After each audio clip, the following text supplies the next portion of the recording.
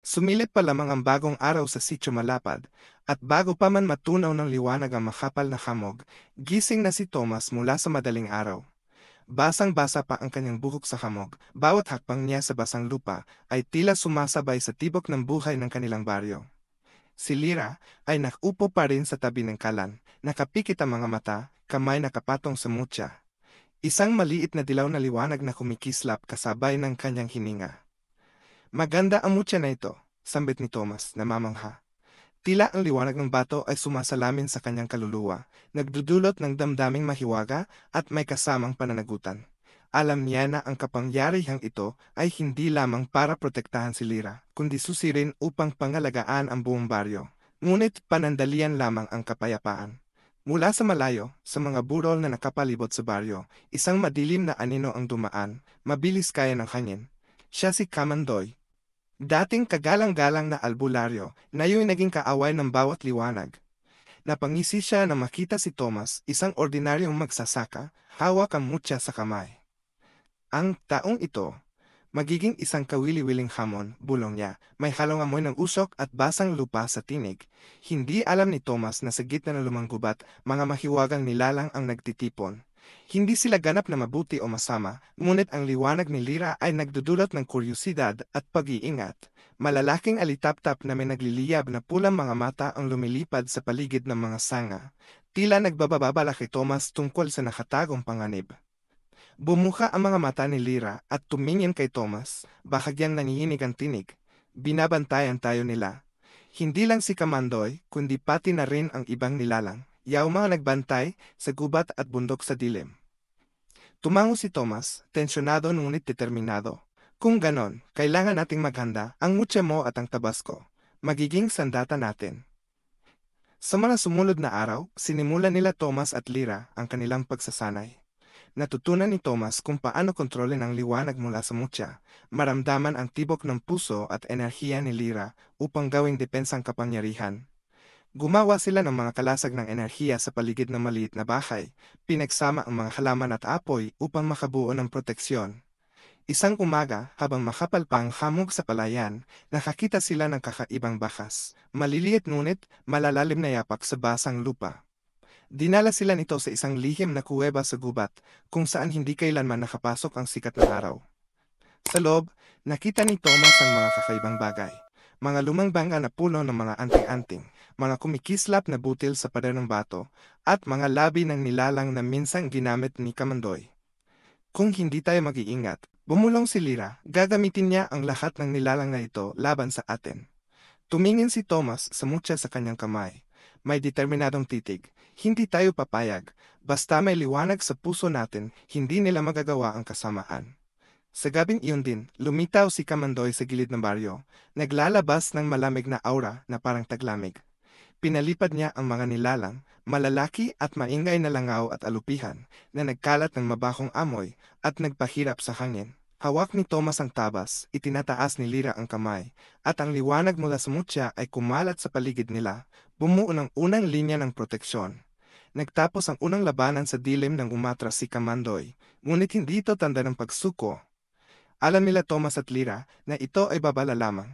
Paalala na papasok sila sa isang mahabang labanan, kung saan ang talino, tapang, at mahiwagang lakas ay kailangang pagsamahin upang protektahan ang lahat. Sa maliit na bahay, sa tabi ng nagliliyab na kalan, magkatabi silang umupo Thomas at Lyra, pinagmamasta ng liwanag ng mutya. Bumulong si Lyra, salamat, kung wala ka, hindi ko kayang labanan ang lahat ng ito. Hawak ni Thomas ang kanyang kamay, may mainit na titig. Hindi kita pabayaan. Magkasama tayo, at kahit anong dilim ang dumating, di tayo matitinag. Sa gabing iyon, tahimik ang kalangitan sa Sitio Malapad, ngunit sa ilalim ng lumang gubat, patuloy na kumikislap ang mga pulang mata, nagbabantang mga nilalang, at isang mas madilim na pakana ang naghihintay kina Thomas at Lyra. Alam nila, ang bukang liwayway bukas ay hindi na magiging simple, at ang tunay na hamon ay nagsisimula pa lamang. Madilim pa ang langit ng ang hamog ay bumabalot sa bawat palayan na umaabot sa Sitio Malapad.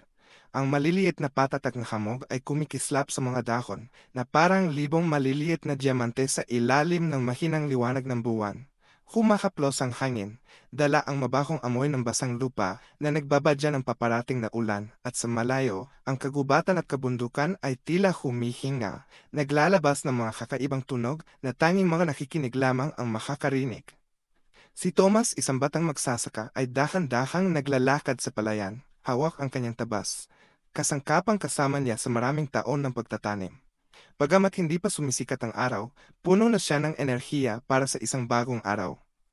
Sa bawat hakbang, yumuyuko siya, hinahaplos ang mga palay na basa ng hamog, at tahimik na nagdarasal. Pasensya ka na, inang lupa, sa bawat pagtatanim ko. Naway sapat ang ulan at araw para sa aming ani. Nang makarating siya sa maliit na ilog na dumadaloy sa gitna ng palayan, may kakaibang kumikislap na liwanag na humuli sa kanyang atensyon. Sa una, inisip ni Thomas na ito ay hamog lamang o ang sinag ng liwanag na sumasalamin sa mga patak ng hamog. Ngunit nang lumapit siya, bumuo ng hugis ng isang babae, nakaupo sa mga palumpong ng kawayan, payat ang katawan, suot ang asul na damit na tila tubig ng ilog, at mahaba at makintabang buhok na parang dumadaloy na gabi. May sugat sa kanyang katawan na may dugong hindi ganap na pula kundi may bahid ng kakaibang asul. Lumayo si Thomas ng isang hakbang, mabilis ang tibok ng puso. Nakarinig na siya ng mga kwento tungkol sa engkanto, mga mahiwagang nilalang sa kagubatan at kabundukan, ngunit hindi niya inakala na makikita niya ito ng kanyang sariling mata. Bumukas ang mga mata ng babae, maliwanag na berde ang kulay, malalim na parang sinaunang gubat, at tahimik niyang binikas ang isang salita na humalog sa puso ni Thomas. Tulong, anya. Lumapit si Thomas, nanginginig ang tinig. Ano ang nangyari sa iyo? Maingat niyang inilapag ang tabas, kinuha ang bayong at sinimulang punasan ng dugo, kahit madumihan. Si Lyra, iyon ang pangalan niya ng tanungin, ay ikinuwento ang nakakatakot na pangyayari.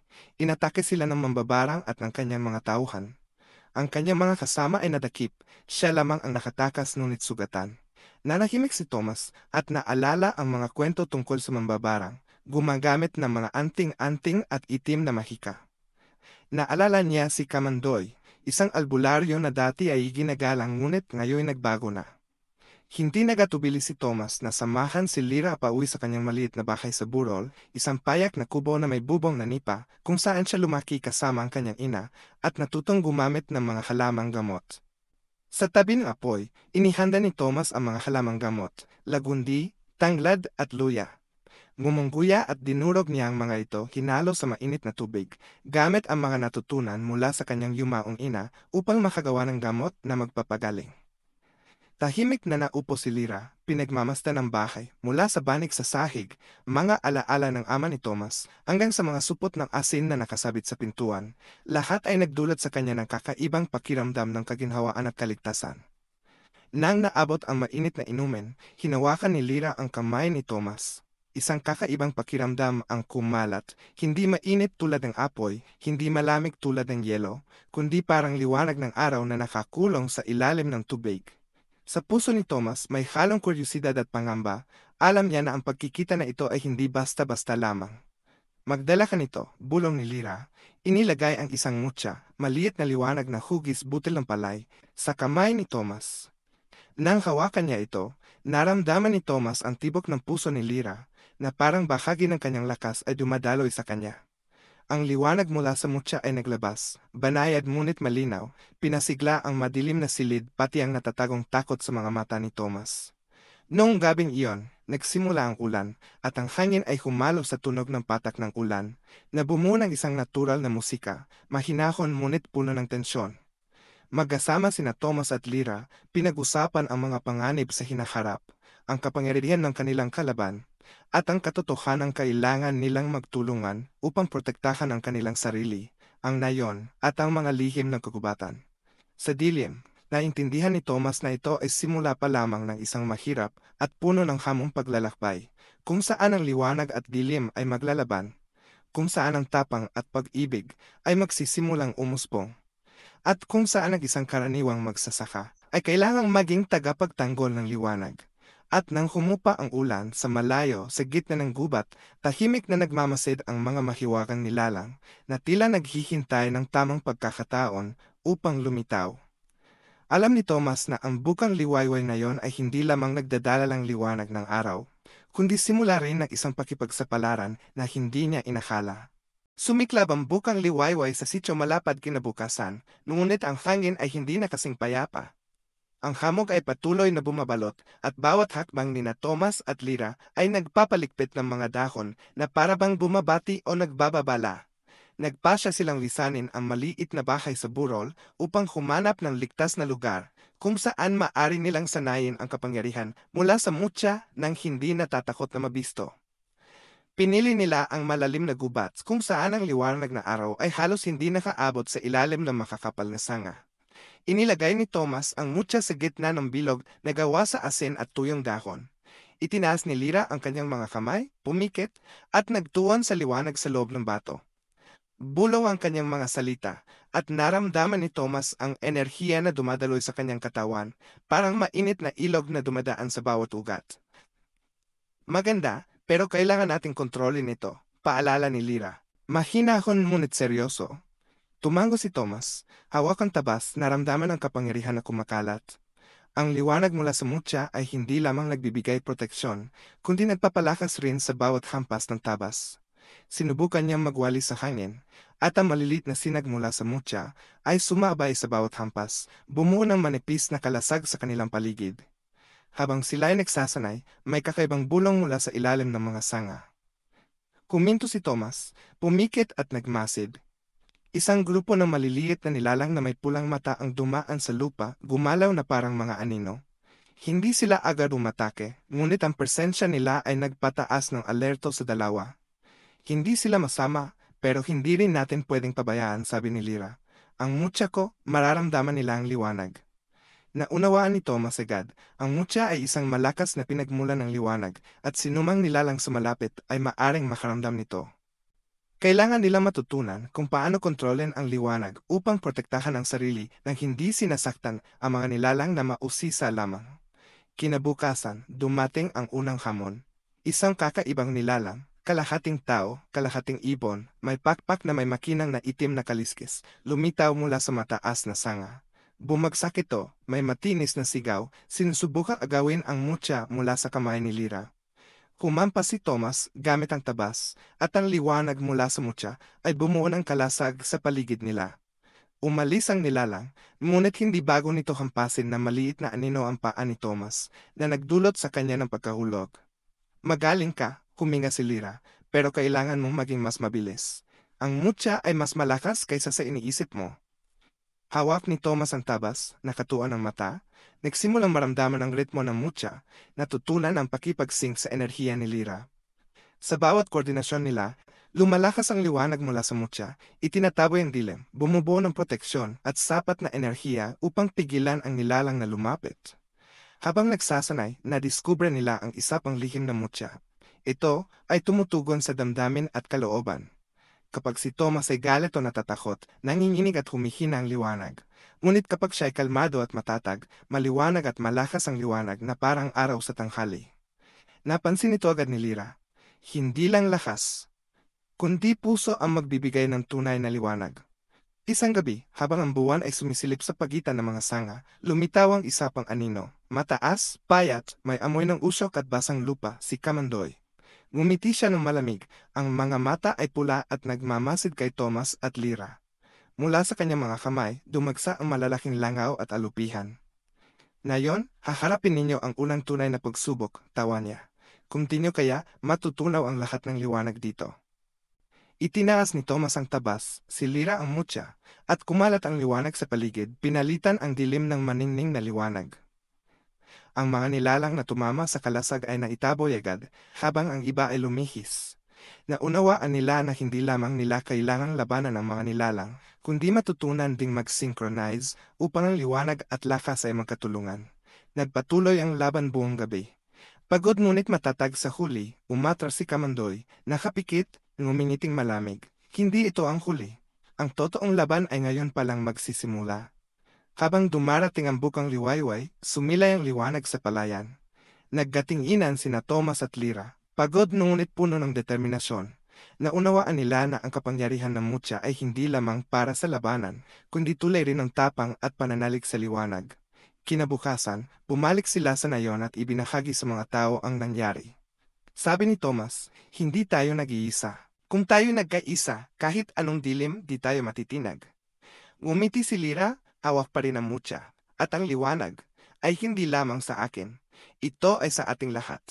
Ngunit sa dilim ng gubat, si Kamandoy at ang mga mahiwagang nilalang ay patuloy na nagmamasid, nagtatago, naghihintay ng pagkakataon. Alam ni na Thomas at Lira na ang totoong pagsubok ay hindi pa natatapos at kailangan nilang maghanda sa mas malalaking labanan kung saan ang liwanag at dilim ay magtatagisan at ang pagkakaibigan at tapang ay susubukin hanggang sa hangganan. Madilim ang kalangitan sa sityo.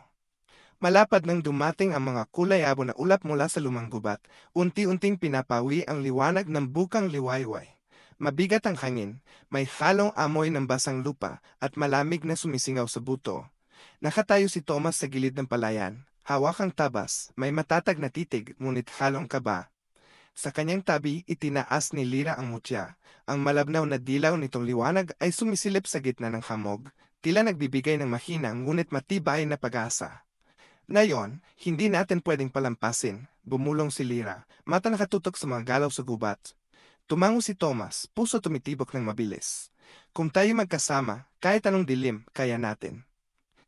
Hindi nagtagal, isang matangkad at payat na anino ang lumitaw sa gitna ng gubat, dahan-dahang lumalapit sa kanila. Si Kamandoy, makapangyarihang albularyo, lumitaw na may nagliliyab na pulang mga mata at malamig na ngiti. Aba, ang simpleng magsasaka at ang engkanto. Akala niyo kaya niyo akong harapin? Hawak ni Thomas ang tabas ng mahigpit, itinataas ni Lira ang kamay, at ang liwanag mula sa mutya ay kumalat kaagad, bumuo ng bilog na proteksyon sa kanilang paligid. Ngunit hindi nag-isa si Kamandoy. Mula sa dilim, sumulpot ang malalaking langaw, alupihan at iba pang kakilakilabot na nilalang na bumabalot sa kanila. Ngayon, ipapakita ko sa inyo ang tunay na kapangyarihan ng dilim. Tawa ni Kamandoy habang gumuguhit ng mga simbolo sa hangin. Ang mga langaw ay sumugod, matutulis ang pakpak na parang mga talim, at ang malalaking alupihan ay dumadagundong sa lupa na nagdudulot ng malakas na lindol. Nagkaisa sina Thomas at Lira. Si Thomas ay bumabalik-balik sa pagwawalis ng tabas, pinapadama ang liwanag ng mutya para itulak pabalik ang mga umatake. Si Lira naman ay nakapikit, kinokontrol ang mutya, at ginagawang mga kalasag ang bawat sinag ng liwanag. Bumabalot sa kanila ang mga enerhiya. Sa bawat pagtagpo ng liwanag at dilim, sumasabog ang enerhiya, bumubuo ng mga hiwa ng liwanag sa gitna ng kadiliman at hamog. Isang dambuhalang nilalang, kalahating tao, kalahating ahas na natatakpan ng itim na kaliskis ang sumugod. Si Thomas ay nagwalis ng tabas, liwanag ng mutya ay dumaan, ngunit mabilis ang nilalang kaya nakaiwas at tumalon pataas. Sumigaw si Lira, Thomas, mas mabilis, huwag mong hayaan silang dumampi sa atin. Agad na tumugon si Thomas, pinagsama ang liwanag ng mutya sa tabas, lumikha ng malakas na sinag na itinaboy ang nilalang mula sa lupa.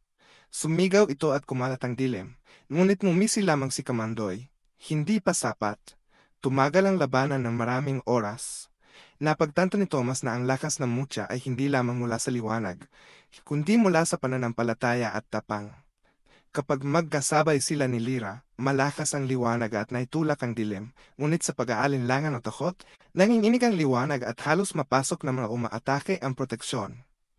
Sa isang mapanganib na sandali, hinawakan ni Lira ng isang alupian ng kanyang kamay, at humina ang liwanag ng mutya.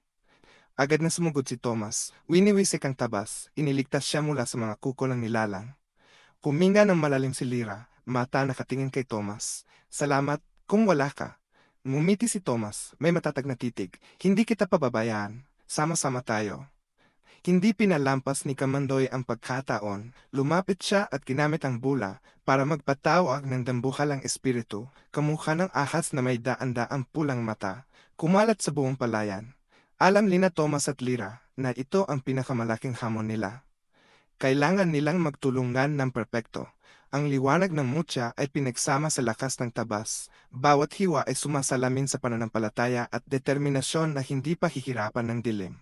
Nagsimula si Lira na kumanta ng mga sinaunang panalangin. Ang tinig niya ay parang ritmo ng umaagos na tubig, at ang bawat salita ay nagiging sinag ng liwanag na pumapalibot sa halimaw. Si Thomas ay nagwalis ng tabas, pinagsasama ang ritmo ng liwanag at hiwa.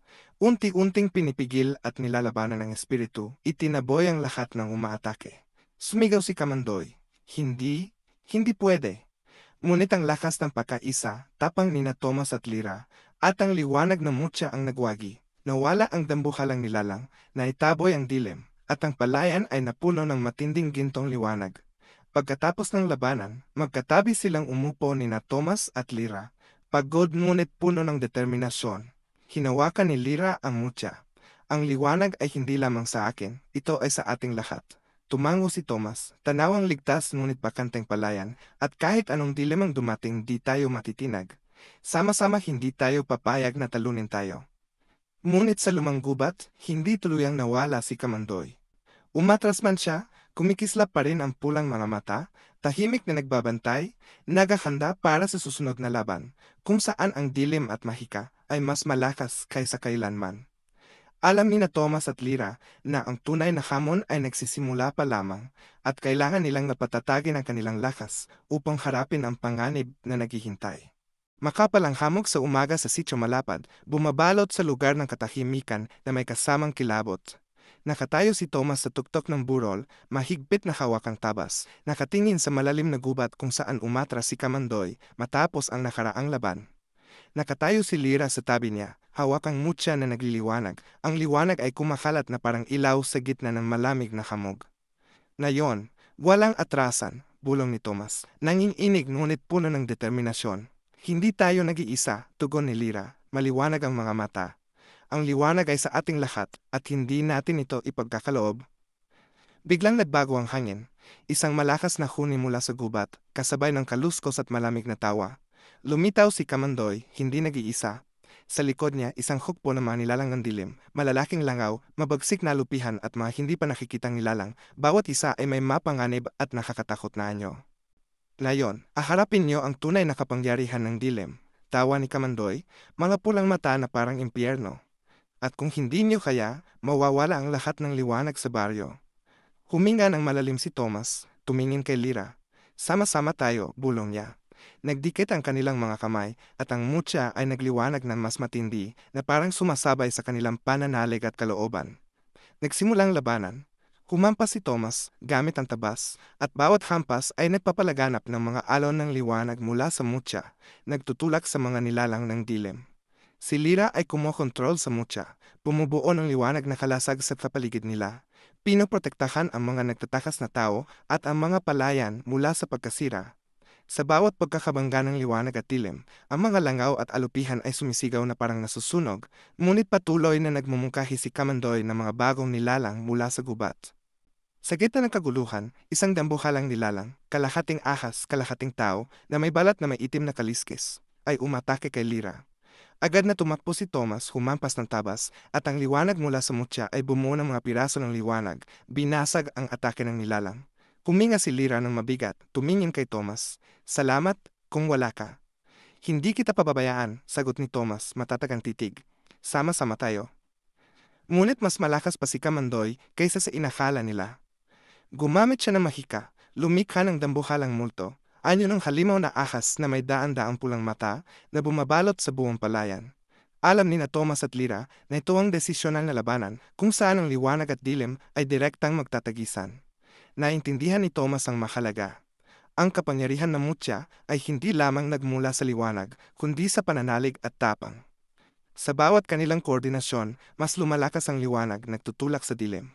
Ngunit kapag nag-atubili, nanginginig ang liwanag at halos mapasok ng nilalang ang kanilang depensa.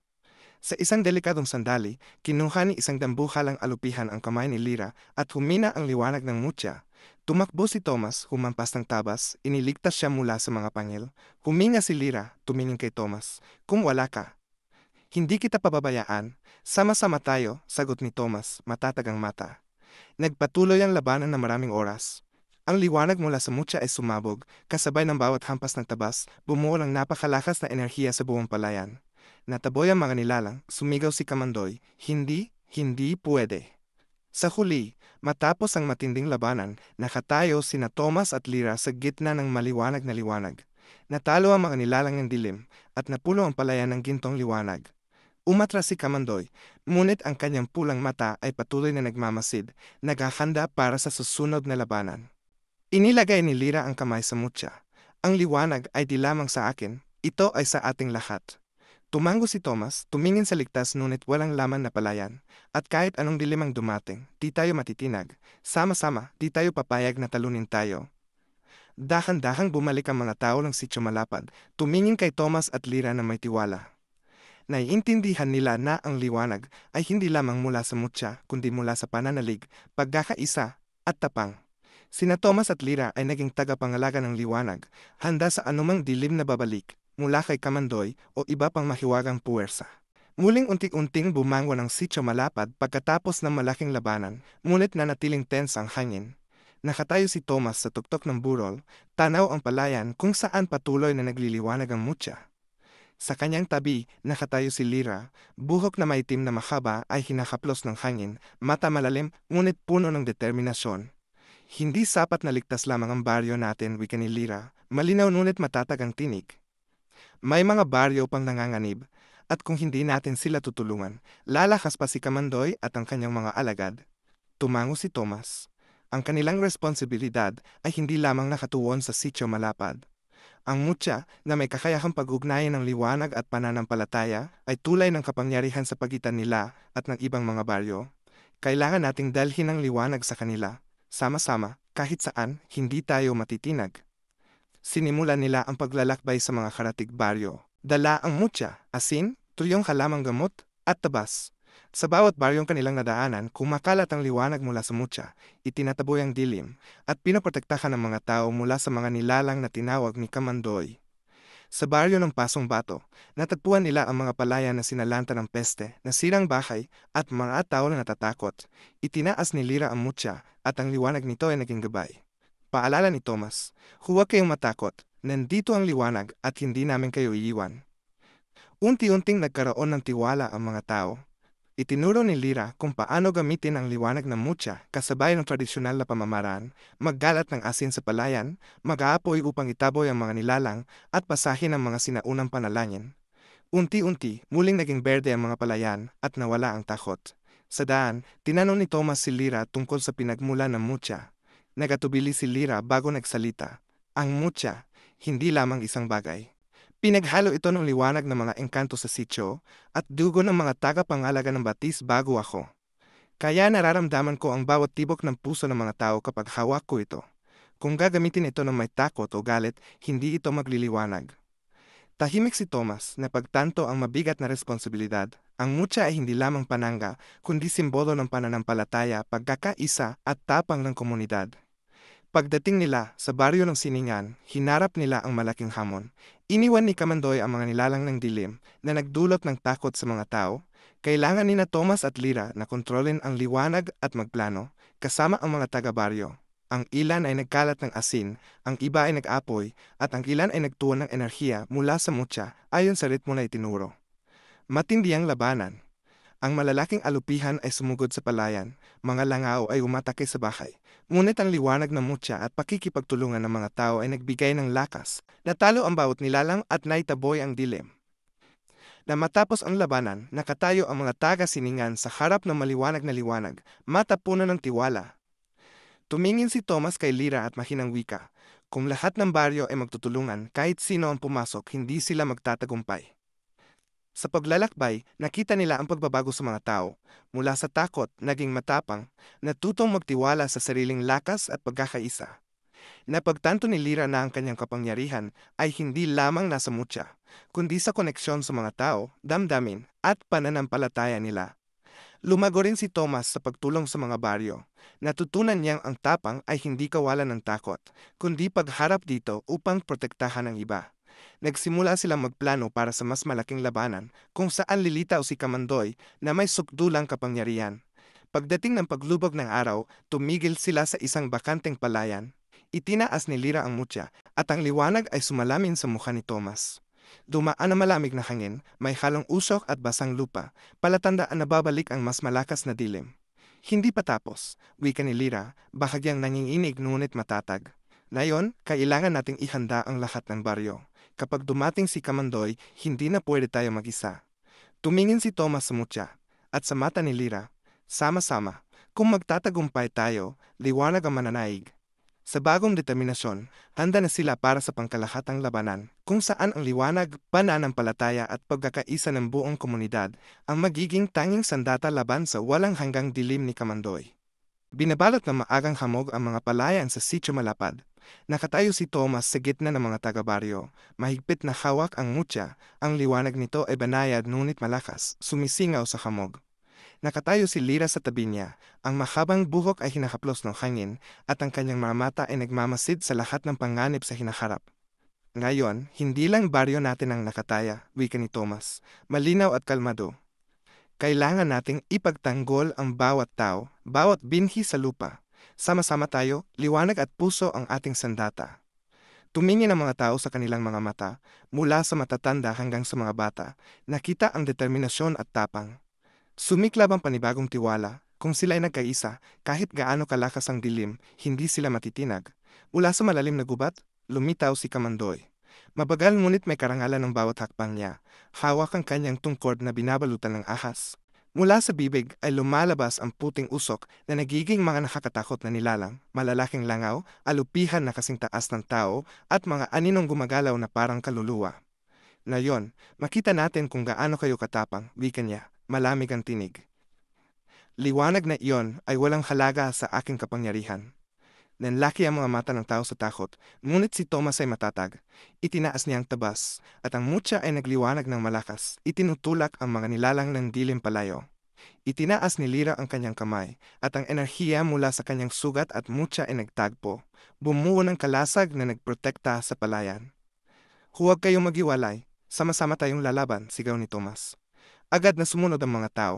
Ang ilan ay naggalat ng asin sa palayan. Ang iba naman ay nagpatak ng apoy upang takutin ang mga nilalang ng dilim. Pinangunahan ni Lyra ang koordinasyon ng liwanag mula sa mutya na lumilikha ng mga alon ng enerhiya na pumapahina sa mga nilalang at pilit na itinataboy sila. Nagalit si Kamandoy at binagsak ang tungkod niya sa lupa. Sumugod ang malalaking langaw at alupihan, bawat hampas ay nagpapayanig sa lupa. Marunong na lumipat si Thomas, hinihiwalay ang mga paa ng nilalang gamit ang mutya at tabas, pinoprotektahan ang mga taga-baryo.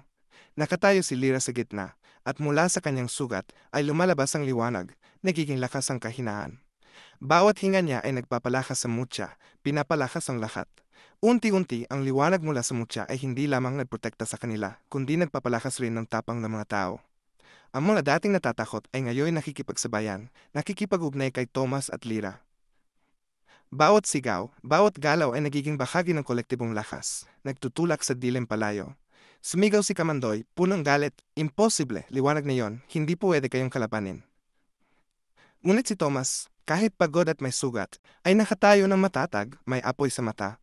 Ako'y tagapagtanggol ng aking bayan, at hindi kami susuko. Itinaas niya ang mutya, ang liwanag ay sumabog, nilinis ang lahat ng nilalang na umaatake, iniligtas ang mga nahuli. Ngumiti si Lyra, ang liwanag mula sa kanyang sugat ay kumalat sa buong palayan, ginawang lakas ang kahinaan. Naramdaman ng lahat ang determinasyon at pananalig. Kahit gaano pa kadilim ang mga nilalang, hindi nila matatalo ang pinagsamang liwanag. Na mawala na ang huling nilalang, nagliwanag ang palayan, at muling malinaw ang langit. Natalo si Kamandoy, puno ng pagkabigla at galit ang mukha. Ang mga taga-baryo ay matatag, hawak ang kanilang tabas, puno ng kumpiyansa. Huminga ng malalim si Thomas, hawak pa rin ang mutya. Ang liwanag na ito ay hindi para sa aking lamang, wika niya sa lahat, ito'y para sa bawat isa sa atin. Sa bawat binhing itinanim sa lupa, sa bawat puso na lumaban. Lumapit si Lyra at inilagay ang kamay sa balikat ni Thomas. Hindi lang ikaw ang liwanag, Thomas. Tayo lahat ang liwanag. At ngayon, alam natin kaya nating harapin ang kahit anong dilim. Tahimik ang palayan ng Sitio Malapad, ngunit ang liwanag mula sa mutya at ang tapang ng mga taga-baryo ay patuloy na nagliliyab, tanda na kahit bumalik ang dilim, handa silang ipagtanggol ang isa't isa at ang liwanag sa kanilang mga puso. Sa pagsibol ng liwanag ng bukang liwayway sa Sitio Malapad, ang mga palayan ay natatabunan pa rin ng hamog. Bagaman nagdulot ng pansamantalang kapayapaan ang tagumpay laban kay Kamandoy, na natiling tensyonado ang hangin. Nakatayo si Thomas sa mataas na burol, hawak ang mutya, mata nakatutok sa malayong gubat kung saan tahimik na nagmamasid ang dilim. Nakatayo sa kanyang tabi si Lyra. Buhok na mahaba at itim ay hinahaplos ng hangin, at ang liwanag mula sa kanyang sugat ay nananatiling mahina, ngunit nagbababala na ang kapangyarihan ay hindi walang hanggan. Hindi pa tapos, Thomas. Alam ko, hindi lang si Kamandoy ang gagamit ng dilim, wika niya. Tinig malalim ngunit matatag. Nagsimula nang maglinis ang mga taga-baryo sa mga naiwang bakas ng laban. Ilang bahay ang nasira at ang mga palayan ay tinamaan ng mga nilalang ng dilim. Ngunit wala silang inyakan sapagkat pinalitan ng tapang ang takot. Bawat titig ay puno ng pag-asa at determinasyon. Hindi kalayuan mula sa loob ng malalim na gubat, lumitaw ang isa pang nilalang. Mas malaki at mas makapangyarihan kaysa kay Kamandoy, isang sinaunang entidad na buong katawan ay nababalot ng makapal na dilim. Bawat hakbang ay nagdadala ng mabigat na aura, at bawat kisap ng mata ay naglalabas ng nagliyab na pulang liwanag, puno ng kapangyarihan. Naramdaman ni Thomas ang kakaibang puwersa, at sumakit ang puso niya. Ito ang dahilan kung bakit nagkaroon ng lakas si Kamandoy, naisip niya. Kung natalo natin siya, hindi ito ang katapusan. Mas malakas pa ang darating. Hinaplos ni Lyra ang balikat ni Thomas, mata puno ng determinasyon. Huwag kang matakot, hindi na tayo nag-iisa. Lahat ng naniniwala sa liwanag ay kasama natin. Agad na nagtipon ng mga taga-baryo. Sama-sama nilang iguhit ang mga bilog ng asin, mag-aapoy para protektahan ang palayan, at sundin ang gabay ni na Thomas at Lyra. Ang mutya ay nagliwanag ng higit pa kaysa dati, bumuo ng halimuyak ng liwanag bilang di nakikitang pader sa pagitan nila at ng papalapit na dilim. Ang dilim ay gumalaw, hindi isa kundi maraming entidad, nagtutulungan, mula sa gubat patungo sa palayan. Ang bawat nilalang ay kakilakilabot, kombinasyon ng malalaking insekto, espiritu, at mga kakaibang nilalang na hindi pa nakikita ng sinuman. Sumigaw si Thomas, huwag kayong matakot, sama-sama tayo, liwanag ang sandata natin. Tumugon ang mga tao, at ang kanilang mga sigaw ay kumalat na parang alon, nagpapalakas ng kanilang kolektibong puwersa. Nakatayo si Lyra sa gitna, ang mga sinag mula sa kanyang sugat ay sumisiklab sa palayan, nagbibigay lakas sa lahat. Ang mutya sa kamay ni Thomas ay naglabas ng pinakamalakas nitong kapangyarihan, ang liwanag ay sumasabog sa bawat hininga nila. Ang dilim ay umatake, ngunit ngayon hindi lang sila depensa, sila ay sumalungat. Gumamit ang mga magsasaka ng tabas, apoy at asing kasabay ng liwanag ng mutya, tinaboy ang mga nilalang, at dahan-dahang natalo ang dilim. Sumugot si Thomas, bawat hiwa ay sinabayan ng liwanag ng mutya, nagdadala ng pananampalataya at lakas ng buong baryo. Si Lyra ay nakatayo sa tabi niya, pinagsasama ang enerhiya mula sa kanyang sugat at liwanag ng mutya, bumubuo ng puwersang dumadaloy sa bawat tao. Matagal at tensyonado ang labanan, ngunit walang sumusuko. Unti-unti, nakati ang dilim, at ang pinakamalalakas na nilalang ay naitaboy. Tumingin si Thomas sa sinaunang nilalang sa gubat, mata matatag. Kung kaya nating labanan ito, kaya rin nating protektahan ang lahat. Nang sa wakas, ang dilim ay nakadlangan sa harap ng proteksyon ng baryo. Ang palayan ay nagningning. Huminga ng malalim ang mga tao, hawak pa rin ang kanilang mga armas, puso puno ng determinasyon. Nakatayo sina Thomas at Lyra sa gitna nila. Ang liwanag mula sa mutya at sa kanilang sarili ay kumalat sa paligid, nagpapaalala na kahit bumalik ang dilim, handa silang palaging ipagtanggol ang isa't isa at ang liwanag sa kanilang mga puso. Matapos ang mabagsik na labanan, pansamantalang tahimik ang Sitio Malapad. Ang mga palayan ay puno ng liwanag mula sa mutya at nagsimulang maglinis ang mga taga-baryo sa mga natirang bakas ng laban. Ngunit nakaramdam si Thomas ng kakaibang enerhiya mula sa malalim na gubat, kung saan ang sinaunang dim ay patuloy na nagtatago. Bawat tibok ng kanyang puso ay tila sumasabay sa paparating na panganib. Nakatayo si Lyra sa tabi niya, inilalagay ang kamay sa balikat ni Thomas, puno ng determinasyon ang kanyang mga mata. Hindi pa tapos ang laban, Thomas. Alam ko, mas malakas at mas mapanganib ang susunod na darating, wika niya, matino at matatag ang tinig. Tumingin ang mga taga-baryo sa paligid, ilan ay nanginginig pa mula sa nakaraang labanan. Ngunit nagpakita si Thomas ng matatag na titig, itinaas ang mutya. Tayo ay hindi na mag-isa, ang bawat isa sa inyo ay liwanag na handang lumaban. Sama-sama tayo, walang dilim ang makatagumpay laban sa atin. Isang malakas na hangin ang dumaan, dala ang dilim mula sa gubat. Mula rito, lumitaw ang isang dambuhalang nilalang, mas matangkad kaysa sa anumang kaaway na kanilang nakita. Ang katawan nito ay natabunan ng matinding dilim, mga mata ay nagliliyab na pula, at may mahabang braso at matutulis na kuko na parang mga kutsilyo. Bawat hakbang nito ay nagpapayanig sa lupa, nagpatumba ng mga dahon at nagpaikot ng alikabok sa hangin. Nahulog ang ilan sa takot, ngunit lumapit si Thomas, ang tabas sa kanyang kamay ay nagliliwanag ng maliwanag. Nakatayo si Lyra sa tabi niya, ang liwanag mula sa kanyang sugat ay nakipag-ugnay sa mutya, bumuo ng enerhiyang nagprotekta sa palayan. Hindi tayo matatakot, sigaw ni Thomas, ang tinig ay umaalingaw sa hamog. Sama-sama tayo, liwanag at puso ang sandata natin. Sumunod ang mga taga-baryo, bumuo sila ng mga bilog ng asin at nagpatak ng apoy bilang proteksyon. Ang mga bata ay nagawak kamay, nakatingin sa liwanag ng mutya at ang tapang ay kumalat sa buong lugar. Sumugod ang dambuhalang nilalang, huminga ng malamig na hangin at naglabas ng makapal na dilim. Tumalon si Thomas, hinarap ang mga kuko nito gamit ang tabas at bawat hampas ay naglabas ng maliwanag na liwanag, nagtutulak sa dilim palayo. Nakatayo si Lyra sa gitna, mula sa kanyang sugat ay lumalabas ang matinding liwanag, sumasaklaw sa palayan, nagbibigay lakas sa mga taga-baryo. Hinawakan ng mga tao ang kanilang mga sandata, nakipagsabay kay Thomas at Lyra, at ang liwanag mula sa mutya ay kumalat, tinataboy ang mga maliit na nilalang mula sa dilim. Unti-unti, naisolado ang dambuhalang nilalang, wala ng katuwang, at ang liwanag kasama ang lakas ng sama-samang tapang ay nagtulak sa dilim palayo. Huminga ng malalim si Thomas, tumingin sa mga mata ng nilalang, ang titig ay naglalagablab. Hindi ka makakatagumpay dito, kami ang liwanag na hindi mo mapapawi. Tumakbo siya, humampas ng tabas at ang liwanag mula sa mutya ay sumabog, pinunit ang dilim sa paligid nito. Sumigaw ang nilalang, bawat bahagi nito ay napunit ng liwanag, hanggang sa tuluyang mawala. Tumindig ang mga taga-baryo, huminga ng malalim, pawis sa noo, ngunit puno ng tiwala at lakas. Nakatayo sina Thomas at Lyra sa gitna ng palayan. Ang liwanag mula sa mutya ay kumalat, nagpapaalala sa lahat na ang liwanag at tapang ang pinakamalakas na sandata laban sa anumang dilim. Hinawakan ni Lyra ang kamay ni Thomas. Tumingin sa kanyang mga mata. Tayo ay patuloy na liwanag. Kahit ano pa ang darating, hindi tayo susuko. Ang palayan ng Sitio Malapad ay nagliliwanag. Ang liwanag mula sa mutya at ang tapang ng mga taga-baryo ay nagsanib. Nagsasabing handa na silang harapin ang anumang hamon mula sa dilim sa hinaharap.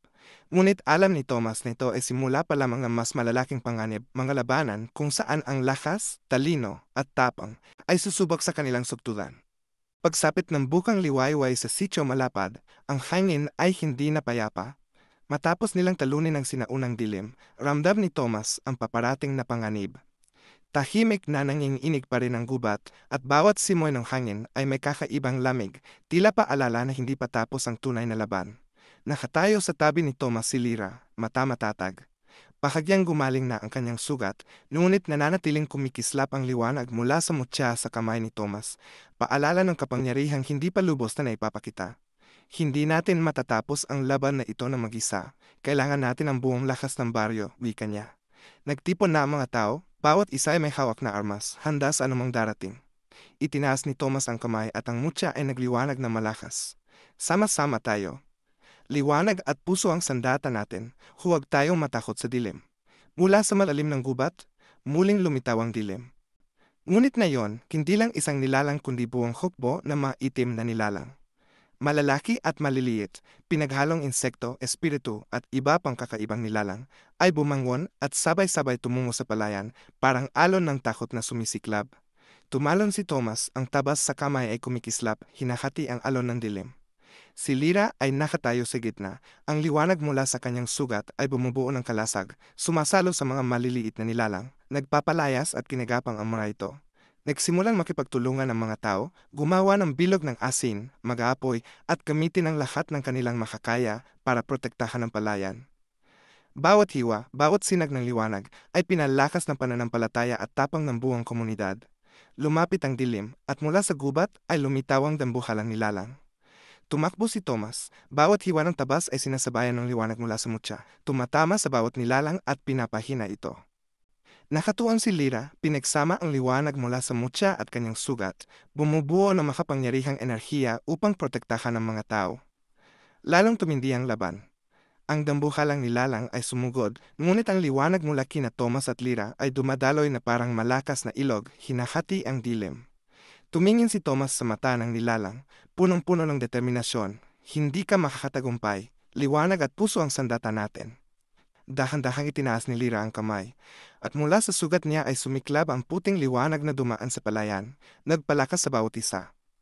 Ang mga tao ay sumigaw, at ang kanilang sama-samang pananampalataya ay bumuo ng di matatagpasok na kalasag. Sumigaw ang dambuhalang nilalang, bawat hampas nito ay nakadlangan ng liwanag. Magkasabay sina Thomas at Lira, bawat hiwa ay nagliliwanag, unti-unting naitataboy ang nilalang.